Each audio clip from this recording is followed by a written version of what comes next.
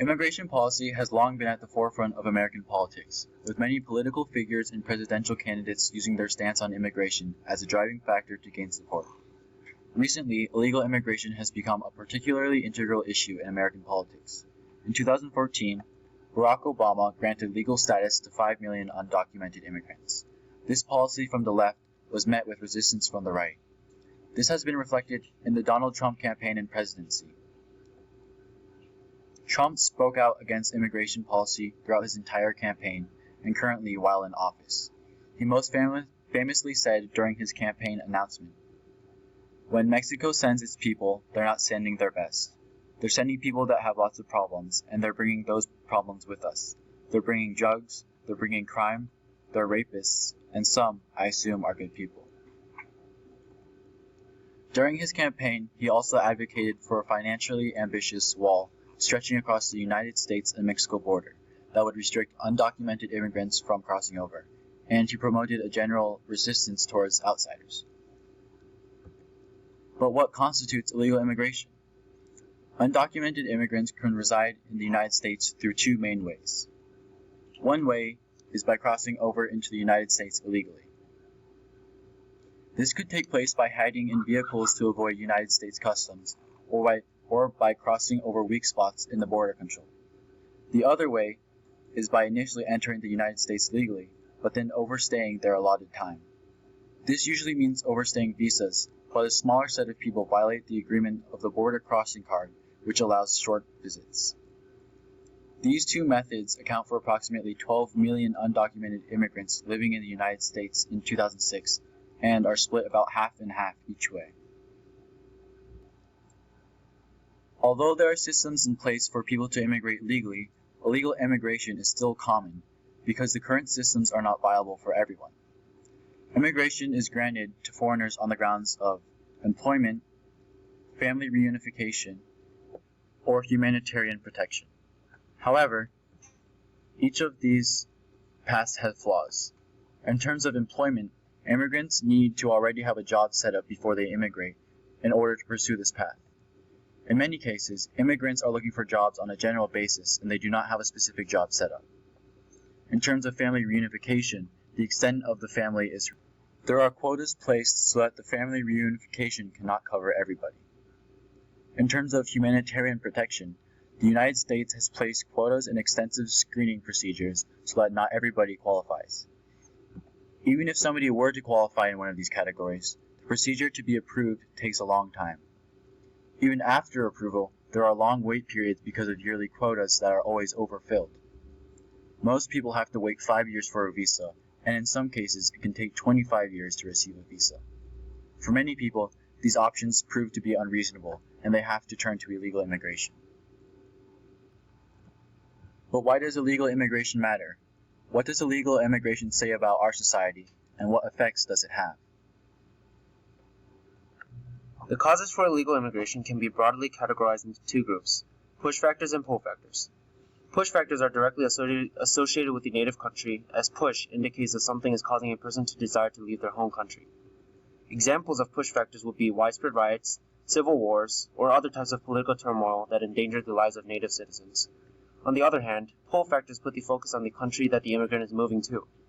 Pull factors are characteristics that make a country other than one's native country appealing, whether that means more money, higher standards of living, or safer conditions.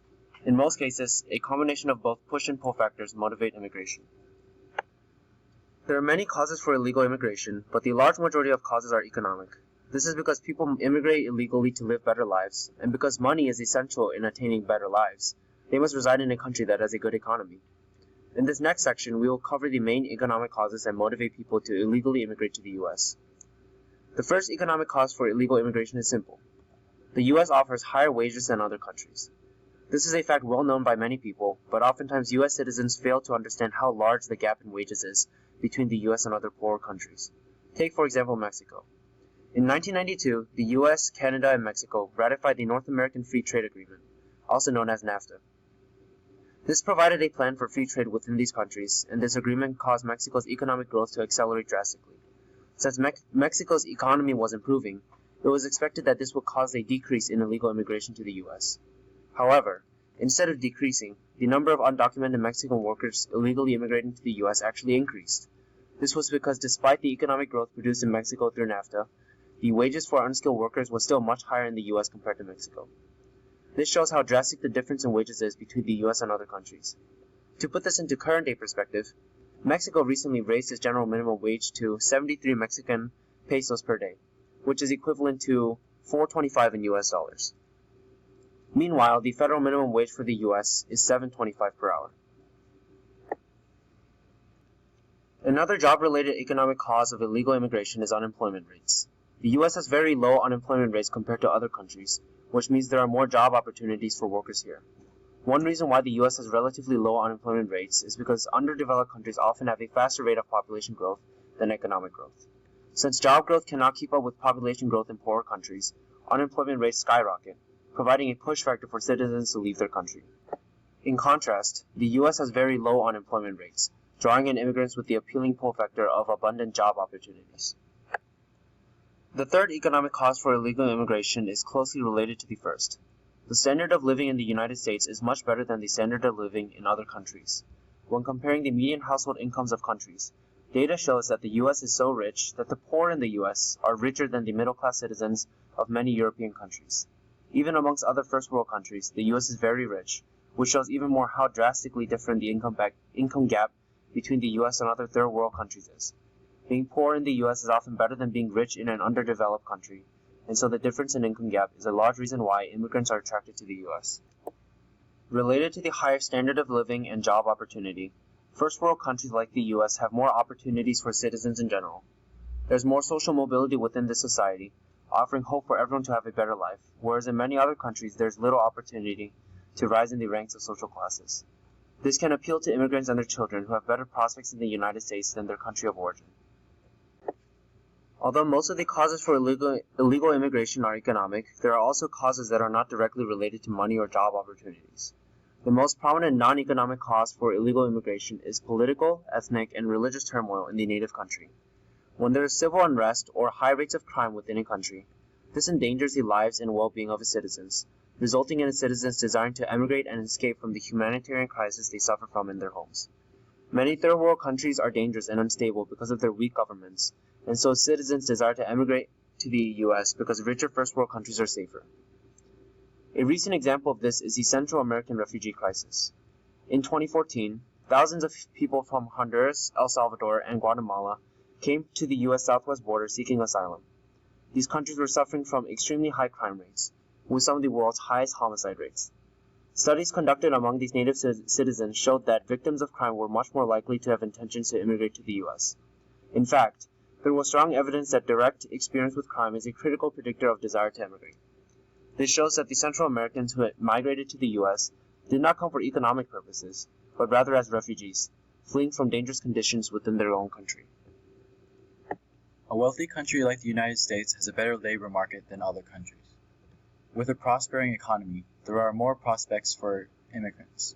An observation on the illegal immigration trends from Mexico to the United States show a strong correlation between the state of the labor markets and the illegal immigration rates.